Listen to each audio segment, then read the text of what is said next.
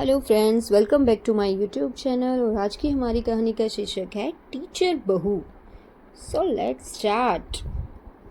एक बार की बात है, रमा अपने बेटे की शादी के लिए सुमन नाम की लड़की देखने गई।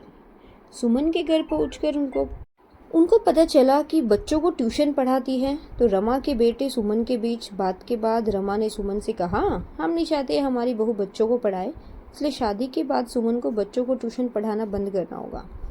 सुमन इस बात पर भी सहमत हो गई। कुछ दिनों के बाद सुमन और रमा के बेटे की शादी हो गई और शादी के बाद रमा ने अपनी बहू को कहा कि वह तैयार हो जाए, शाम को पड़ोस की औरतें देखने आने वाली हैं।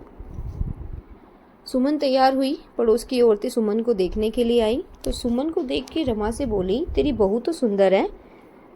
तो एक औरत ने पूछा, क्या यह नौकरी भी करती है?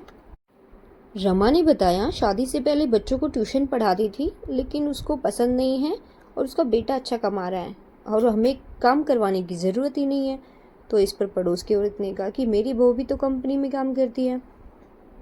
तो रमा को कहा उसको भी अपनी बहू को काम करने देना चाहिए। तो रमा ने उसकी बात को अनसुना किया। कुछ दिन बाद रमा का छोटा बेटा हरीश एग्ज़ाम में फेल हो गया तो रमा ने उसको बहुत डांटा। सुमन ने अपनी सास बोला कि वे हरीश को पढ़ाएगी। तो रमा ने बोला कि हरीश को कितना ही पढ़ा ले लेकिन पास नहीं होगा, क्योंकि वह पढ़ाई में ध्यान नहीं देता।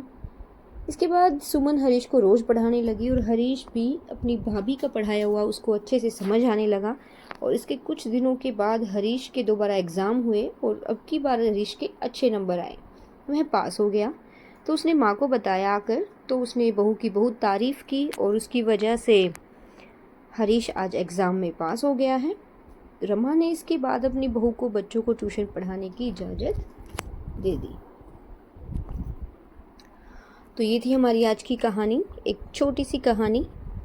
इससे हमें सीख मिलती है कि पढ़ाई और घर एक साथ चल सकते हैं अगर हम समझें कि एक टीचर की जो भूमिका है वो समाज में बहुत ही महत्वपूर्ण है। आपको कहानी कैसी लगी ज़रूर बताना। मिलते हैं आपसे नेक्स्ट वीडियो में, तब तक के लिए जय हिंद, जय भारत।